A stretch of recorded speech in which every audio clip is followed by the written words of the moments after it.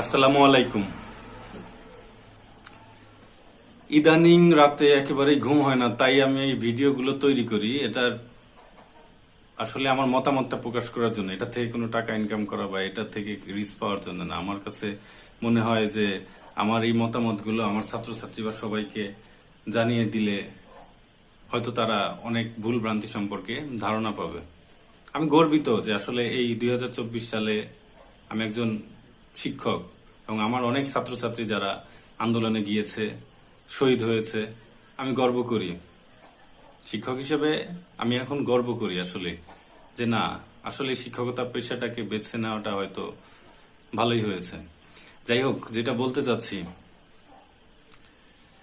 সেটা হচ্ছে পরিস্থিতি যেটা দাঁড়িয়েছে, বর্তমান যে শিক্ষা ব্যবস্থা, যে কারিকুলামটা চলছে, ঠিক আছে, এই কারিকুলামটা যদি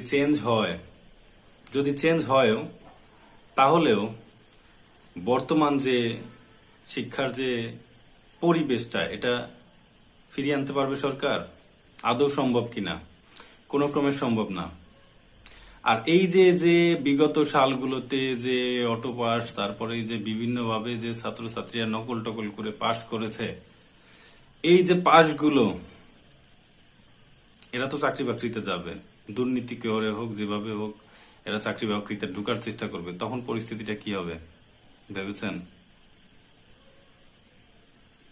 শেখ হাসিনা তো চলে গিয়েছে, দেশটাকে একেবারে মেধাশূন্য করে দিয়ে গিয়েছে, একেবারে শেষ করে দিয়েছে।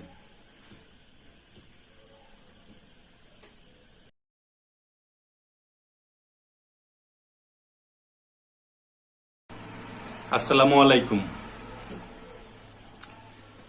ইদানিং রাতে একেবারেই ঘুম হয় না, তাই আমি এই ভিডিওগুলো তৈরি করি। এটা আসলে আমার মতামতটা প্রকাশ করার জন্য, এটা থেকে কোনো টাকা ইনকাম করা বা এটা থেকে রিচ পাওয়ার জন্য না। আমার কাছে মনে হয় যে আমার এই মতামতগুলো আমার ছাত্রছাত্রী বা সবাইকে জানিয়ে দিলে হয়তো তারা অনেক ভুল ভ্রান্তি সম্পর্কে ধারণা পাবে।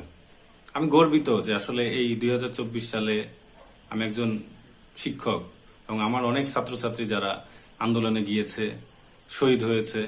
আমি গর্ব করি শিক্ষক হিসেবে।